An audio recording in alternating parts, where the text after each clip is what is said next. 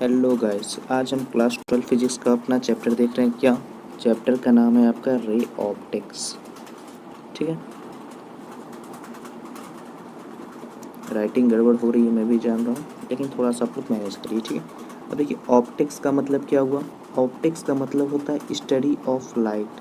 Study of light यानी कि light क्या है आपका सोर्स ऑफ एनर्जी, जिसकी वजह से हम कोई भी ऑब्जेक्ट को देख सकते हैं। लाइट की वजह से तो हम लोग कोई चीज़ को देख सकते हैं, नहीं तो हमें सब अंधेरा ही अंधेरा दिखता। तो रे ऑप्टिक्स एक ऐसा ब्रांच है जो कि लाइट की स्टडी कराता है। किसकी स्टडी कराता है? हमें लाइट की, कि लाइट कैसी होती है, उसकी प्रॉपर्टीज़ क्या है, किस तरीके से रिफ्लेक्ट करते हैं, किस तरीके से हम किसी चीज़ को देख सकते हैं, कैसे देखते हैं। कुछ रे होती हैं। अब रे क्या होती हैं? अब देखिए स्टडी ऑफ लाइट। लाइट का सबसे बड़ा सोर्स क्या है? सन है। क्या है? सन है। सन सन से कुछ इस तरीके से आपके पार्टिकल्स निकलते हैं, जिसकी वजह से हमें क्या निकल दिखती हैं? हमें ये पार्टिकल्स फोटोन होते हैं, जो कि हमें एग्जैक्टली क्लियरली विजिबल तो नहीं होते हैं, लेकिन हम इन्हीं की वजह से हमें वाइट लाइट दिखती हैं। अब देखिए सन से जो लाइट निकलती है वो वाइट लाइट निकलती है। वाइट लाइट में 7 कलर होते हैं। कौन कौन से होते हैं? Wallet, Indigo, blue, green, yellow, orange, red. इन्हीं से मिल करके आपका वाइट लाइट बनता है। कौन सा लाइट बनता है? White light. अब देखिए सन से जो रेज निकलती है, इन्हें हम रेज करते हैं। क्या कहते हैं? सन से जो लाइट के पार्टिकल्स निकलते हैं ये फोटोन होते हैं, और ये इस तरीके से निकलते हैं, यहाँ से निकले और ये इस तरीके का कुछ शेपिंग करके निकलता, ताकि ये आगे बढ़ते जाए। इसका मतलब होता है कि ये आगे बढ़ना, और इनका ये क्या है? एंड पॉइंट है, यानी कि यहाँ से ये स्टार्ट होते, ये इनका बिगनिंग है। इसके पीछे तो ये जाएंगे नहीं, यहाँ से इन्होंने स्टार्ट किया सोर्स लेकर के, और ये आगे बढ़ रहे हैं। इसका मतलब है आगे बढ़ रहे हैं। तो ये क्या बताता है आपका? लाइट हमेशा स्ट्रेट लाइन में ट्रैवल करती है। कौन से लाइन में? स्ट्रेट पाथ में ट्रैवल करती है। लाइट हमेशा स्ट्रेट पाथ में ट्रैवल करती है, और इसका एक फिक्स पॉइंट होता है बैकवर्ड, और ये आगे की तरफ बढ़ती रहती है। और इस तरीके के जो शेपिंग होते हैं इसे क्या कहते हैं हम लोग? रे कहते हैं। लाइट हमेशा रे के पाथ में ट्रैवल करती है। रे क्या होता है? जिसका एक पॉइंट फिक्स हो और एक पॉइंट आगे इनफाइनाइट की ओर जाए। इनफाइनाइट यानी अनंत की ओर, जिसका कोई अंत ना हो। यानी कि लाइट अगर निकल रही है तो उसका एक पॉइंट तो फिक्स है। मान लीजिए आपने टॉर्च से भी अगर लाइट जलाई, तो टॉर्च का जो एलईडी है वहाँ से आपका बल्ब से लाइट जली, उसके बाद आगे जाती जाएगी जाती जाएगी। कुछ इस तरीके के रेज निकलते हैं टॉर्च से। मान लीजिए आपने एक टॉर्च लिया, ठीक है, टॉर्च आपने जलाया, तो कुछ इस तरीके की रेज निकलती हैं। मान लीजिए यहाँ पर आपने कोई, मान लीजिए सरफेस है आपका, मान लेते हैं कोई बुक रख दिया आपने, ठीक है, और चारों तरफ आपने दे दी। इस तरीके से कुछ सरफेस जाएंगे, ये इससे टकराएंगे, और आप जब अंधेरे में देखेंगे तो कुछ इस तरीके की आपको सरफेस दिखेंगी, और ये कुछ इस तरीके की शेपिंग में होती है। किस तरीके की शेपिंग में होती है बच्चा? इस तरीके की, इस तरीके की। और इस तरीके की जो शेपिंग होती है इसे हम लोग क्या कहते हैं? रे कहते हैं, जिसका एक पॉइंट फिक्स हो। और ये पॉइंट क्यों फिक्स है? क्योंकि ये टॉर्च से निकल रहा है। ठीक है, तो आपको समझ में आ जाना चाहिए रे क्या है और ऑप्टिक्स क्या है। ठीक है, रे ऑप्टिक्स में कोई डाउट नहीं होनी चाहिए। अब देखिए कोई भी अगर हमारा ऑब्जेक्ट है, कोई भी ऑब्जेक्ट है, अगर हम उसे देखना है हमें उसे, तो उससे करोड़ों अरबों रेज निकलती। कोई भी ऑब्जेक्ट अगर आप ही हैं तो आपके ऊपर से कई रेज निकलेंगे। मान लीजिए आप हैं, आपके ऊपर से कई रेज निकलेंगे, तभी आपको कोई देख सकता है। अगर आपको कोई देख रहा है अपनी आँखों से, तो उसके आँखों में आपकी कई सारी आपकी इस तरीके से रेज जाती रहेंगी, और ये रेज जब कंजेस्टेड होकर के आपकी उसकी आँखों में पड़ती हैं तब उसे आप देखते हैं। ठीक है, ये उनकी आँख है, उनकी आँख में ये सारी रेज जब जाएंगी तभी आपको वो देख पाएंगे कि आपका ये है। और इन्हीं रेज की जब हम कंजेस्टेड वे में पढ़ते हैं तो उसको हम लोग कहते हैं रिफ्लेक्शन और रिफ्रैक्शन।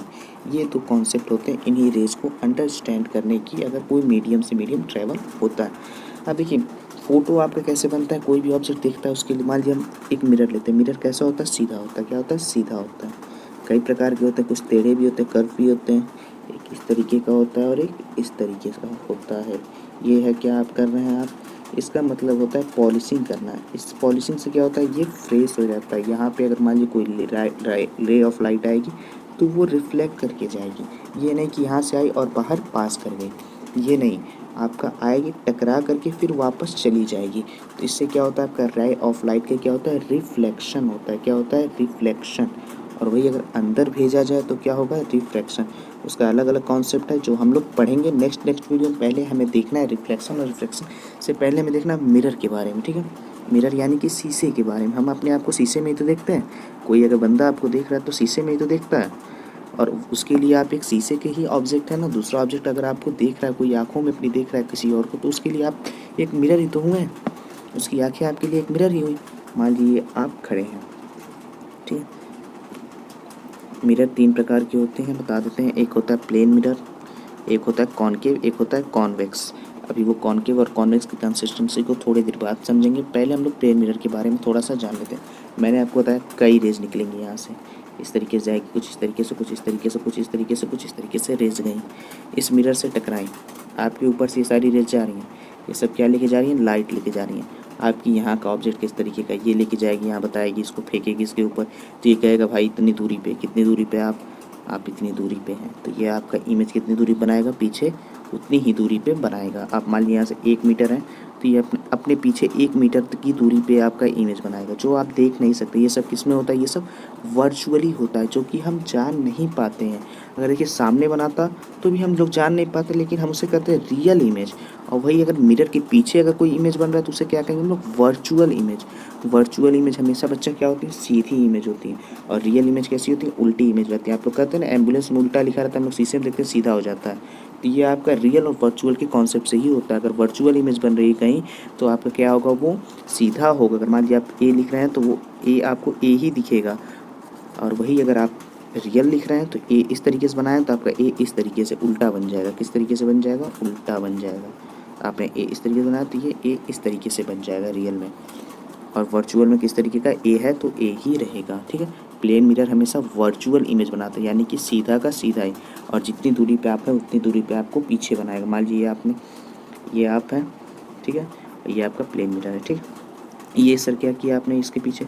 इसको कहते हैं सिल्वर कोटिंग। सिल्वर कोटिंग से वैसे क्या होता है कि आपका ये जो रे ऑफ लाइट गई यहाँ पे, और ये आपका रे ऑफ, मान लीजिए 3 रे ऑफ लाइट, कोई भी इमेज बनाने के लिए हमें 2 रे ऑफ लाइट की रिक्वायरमेंट होती है, लेकिन हमने 3 ले लिया, ठीक है, आपको समझाने के लिए, ठीक है, ठीक है। अब मान लीजिए ये रे ऑफ लाइट गई, इससे टकराई, और ये अगर आपका सिल्वर कोटिंग नहीं किया जाएगा, पीछे सिल्वर से अगर कोटिंग नहीं किया जाए तो इस सीधे सीधे इस तरीके से निकल जाएंगे। यहाँ पे कोई इमेज फॉर्मेशन नहीं होगी। हमें क्या बनाना है? अपने आप का इमेज बनाना है। मिरर में हम लोग क्या देखते हैं? अपने आप को देखते हैं, ठीक है। अब आप लोग देखते होंगे, अब कोई कहेगा कि मैं नहीं देखता हूँ, तो भाई अलग बात है। आप लोग भाई ये यहाँ से आई और यहाँ से टकराई, और यहाँ देखिए एक फिनोमिना होता है जिसको कहते हैं रिफ्लेक्शन। ये मैंने बताया भी था, उसी को दोबारा समझा देते हैं। ठीक है, यहाँ से आई, टकराई, फिर इस तरीके से चली गई, फिर ये आई, फिर ये टकराई, फिर ये इस तरीके से चली गई। अब मान लीजिए यहाँ से आपकी 1 मीटर की दूरी पे आप थे, ठीक है, तो यहाँ पे आपका इमेज 1 मीटर के आसपास ही पीछे बनाई जाएगी। यहीं पे कहीं आपका इमेज बनाएगा। ये मान लीजिए आई लड़ गई। इमेज बनाने के लिए आपको थोड़ा सा देखना पड़ेगा। पहले हम लोग रिफ्लेक्शन को थोड़ा सा कर लेते हैं प्लेन मिरर के ही जरिए। मान लेते हैं ये देखिए आपका प्लेन मिरर तैयार कर दिया गया, ये आपकी सिल्वर कोटिंग हो गई। अब देखिए रे ऑफ लाइट अगर मैं इस तरीके से लाऊं, ये अगर आपकी रे ऑफ लाइट आई और यहाँ आपकी रुक गई, इंसिडेंट हुई, तो यहाँ से टकराएगी तो यहाँ चली जाएगी, किधर चली जाएगी? इधर चली जाएगी। ये आपका एक ही रे ऑफ लाइट है, समझ लीजिएगा। तो ये देखिए ये आपका क्या कहते हैं? इसको हम लोग कहते हैं इंसिडेंट रे। जो रे अगर सरफेस से यहाँ से कोई सोर्स का अगर इमेज लेकर के आई, यहाँ से टकराई और आगे बढ़ी गई, तो ये आपका इंसिडेंट रे होगा, जो रे ऑफ लाइट आके टकराई है। और जो टकराने के बाद गई है उसे क्या कहते हैं हम लोग? Reflected ray. Reflected ray. और जहाँ पे जिस पॉइंट पे टकराई उसे क्या कहते हैं? Point of incidence. क्या कहेंगे? पॉइंट ऑफ इंसिडेंस, ठीक है, पॉइंट ऑफ इंसिडेंस। क्लियर। अब देखिए यहाँ से एक नई चीज़ आती है कि पॉइंट ऑफ इंसिडेंस से एक सीधी लाइन ड्रॉ की जाती है। ये एक सीधी लाइन अगर है तो मान लीजिएगा, और ये 90 डिग्री का एंगल बनाती है, यानी कि 90 डिग्री, कुछ इस तरीके का एंगल बनाती है। तो ये क्या है आपका? इस लाइन को हम लोग कहते हैं नॉर्मल, ठीक है। ये नॉर्मल ये बताता है कि ये जो एंगल बना है आपका, ये जो दूरी है यहाँ से यहाँ तक की, और ये जो रिफ्लेक्टेड रे का नॉर्मल से दूरी है, ये दोनों इक्वल हैं। क्या है? इक्वल हैं। यही आपके लॉ ऑफ रिफ्लेक्शन भी यही चीज़ कहता है, जो कि मैंने यहाँ पे आपको बता दिया। एक light, ray of light I, incident ray, वो टकराई मिरर पे आपके, टकरा करके चली गई, उसे क्या कहेंगे हम लोग? रिफ्लेक्टेड रे, जो कि क्या है आपका? ये रिफ्लेक्टेड रे है, ठीक है। फिर उसके बाद हमने क्या किया? ये जो पॉइंट है इसे पॉइंट ऑफ इंसिडेंस कहते हैं। फिर एक पॉइंट ऑफ इंसिडेंस से परपेंडिकुलर ड्रॉ किया। परपेंडिकुलर क्या होता है? इस तरीके का 90 डिग्री का एंगल बना एक मिरर के सरफेस से। पॉइंट ऑफ इंसिडेंस से आपका 90 डिग्री का एंगल हमने बनवा दिया। अब पॉइंट ऑफ इंसिडेंस आपका 90 डिग्री का है, तो इसे हम लोग नॉर्मल कहते हैं। नॉर्मल क्या करता है कि इंसिडेंट रे और रिफ्लेक्टेड रे का नॉर्मल से जो एंगल बनता है वो दोनों इक्वल होता है। ये एंगल आई कहते हैं इसे, इंसिडेंट रे से जो नॉर्मल के लिए बनता है। और जो रिफ्लेक्टेड रे से नॉर्मल के लिए बनता है उसे एंगल आर कहते हैं। और ये आपका एंगल आई जो रहता है एंगल आर के इक्वल रहता है। ये आपका ऑलवेज ट्रूथ है, किसके लिए? ऑलवेज ट्रूथ है रिफ्लेक्शन के लिए, अगर ये एक सेम मीडियम में है और ये आपका मिरर है, स्फेरिकल सरफेस है। ठीक है, इतना क्लियर हो जाना चाहिए। अब देखिए लॉज ऑफ रिफ्लेक्शन भी यही कुछ होते हैं। लॉज ऑफ रिफ्लेक्शन का जो फर्स्ट पॉइंट है वो क्या कहता है? जो इंसिडेंट रे है, जो रिफ्लेक्टेड रे है और जो नॉर्मल है, वो जो पॉइंट ऑफ इंसिडेंस पे लाई करते हैं, ये सारे के सारे एक सेम प्लेन में होने चाहिए। किस में होने चाहिए? सेम प्लेन में होने चाहिए। सेम प्लेन का मतलब क्या? मान लीजिए ये आपका एक प्लेन हो गया, इसी के अंतर्गत ये होने चाहिए, एक ही सरफेस के अंदर होने चाहिए। इंसिडेंट रे, रिफ्लेक्टेड रे और normal at the point of incidence. और तो दो रिफ्लेक्शन के लॉ होते हैं, एक लॉ तो हमने समझ लिया, इसे आप नोट भी कर सकते हैं। और सेकेंड लॉ क्या कहता है? Angle of incidence is equal to angle of reflection, जो कि मैंने अभी आपको समझाया था, बताया था। ठीक है, यहाँ पे आपका रिफ्लेक्शन का टॉपिक खत्म हो जाता है। ठीक है, अब चलिए मैंने कहा था मिरर आपको बताऊंगा। एक होता है प्लेन मिरर, जो कि आप देखते हैं कि नहीं देखते हैं, इस तरीके का। क्या हुआ यार, धोखा ना दे। ठीक है, ये आपका क्या होता है? इसे हम लोग प्लेन मिरर कहते हैं। ठीक है, अब देखिए स्फेरिकल मिरर, ये आपका क्या है? Spherical mirror. अगर इस स्फेरिकल मिरर को मैं दो पार्ट में डिवाइड कर दूं इस तरीके से, ये एक स्फेरिकल मिरर है, तो ये जो पार्ट है कुछ इस तरीके का आ रहा है और एक पार्ट आपका इस तरीके का आ रहा है। अगर हम इसी पार्ट का, अगर हम अंदर का सरफेस अगर हम कोटिंग कर दें सिल्वर की, तो ये हो जाएगा आपका कॉन्वेक्स मिरर। क्या हो जाएगा? Convex mirror. जिसका हम अंदर का पार्ट अगर कोटिंग कर दें, किसी भी स्फेरिकल मिरर को हमने तोड़ा, स्फेरिकल मिरर मान लीजिए, मैं एक बार और समझा देता हूँ आपको। ये स्फेरिकल है, इसको मैंने तोड़ा, क्या किया? तोड़ दिया। ठीक है, अरे यार सही से कट,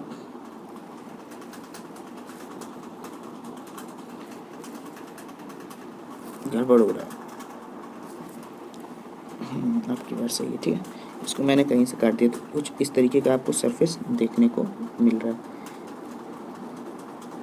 इस टाइप का। ठीक है, अगर इसी सरफेस का अगर हम अंदर का पार्ट, ये आपका सरफ, ठीक है, इसका अगर हम अंदर का पार्ट अगर सिल्वर से कोटिंग कर दो, तो ये कौन सा मिरर हो जाएगा? इसे हम लोग कहेंगे कॉन्वेक्स मिरर। क्या कहेंगे? Convex mirror. और वही अगर इसके बाहर का अगर पार्ट अगर हमने कवर कर दिया, पेंट कर दिया, तो सिल्वर से कोटिंग कर दिया, तो इसे जो कहेंगे हम लोग कहेंगे कॉनकेव मिरर। क्या कहेंगे? कॉनकेव। जिसका बाहर का पार्ट इधर वाला जो होगा, अगर वो कन्वेक्स, ये अगर आपका पेंटेड रहेगा, सिल्वर कोटेड रहेगा, तो इसे क्या कहेंगे हम लोग? Concave mirror. और जिसका अंदर का रहेगा उसको क्या कहेंगे? Convex mirror. ठीक है, कॉनकेव मिरर और कॉन्वेक्स मिरर को इस तरीके से भी आप समझ सकते हैं। आपका ये प्लेन मिरर है, अगर प्लेन मिरर को इस तरीके से और इस तरीके से घुमाया जाए, इस तरीके से और इस तरीके से, तो इस तरीके का बनेगा। और इसके अंदर का अगर हमने पार्ट को कर दिया अगर आपका कोटिंग, तो क्या हो जाएगा? ये आपका कॉन्वेक्स मिरर। कॉन्वेक्स मिरर कैसा होता है? इस टाइप का शेप होता है। और वही अगर इसी कॉन्वेक्स मिरर का अगर हमने बाहर वाला पार्ट अगर इस तरीके से कोटिंग कर दिया, इसके अंदर केव की तरह बन रहा है कि नहीं बन रहा है? सी से बन रहा है ना अंदर का, तो इसे क्या कहेंगे हम लोग? Concave mirror. क्या कहेंगे? Concave mirror. कॉनकेव और कॉन्वेक्स का आपको उम्मीद करता हूँ इतना तो क्लियर हो जाना चाहिए। अगर कॉनकेव मिरर क्या होता है? आपका कन्वर्जिंग होता है। क्या होता है? कन्वर्जिंग। बताइए, आपका ये कॉनकेव मिरर है, ठीक है, इसमें अगर हमने रे ऑफ लाइट अगर फेंकी इधर, तो आप समझ रहे हैं ये आपका ऑलरेडी झुका हुआ है, तो ये इधर फेंकेगा। और ये अगर कॉन्वेक्स मिरर रहता आपका, अगर इस पर अगर मैं फेंकता, तो क्या करता ये, यही रे ऑफ लाइट को ये क्या करता? इधर फेंक देता, क्योंकि इसका पॉइंट ऑफ घुमाव इधर का है, बाहर की तरफ है, तो ये इधर फेंकता है। इसीलिए इसको कहते हैं डाइवर्जिंग मिरर, इसको कहते हैं कन्वर्जिंग मिरर।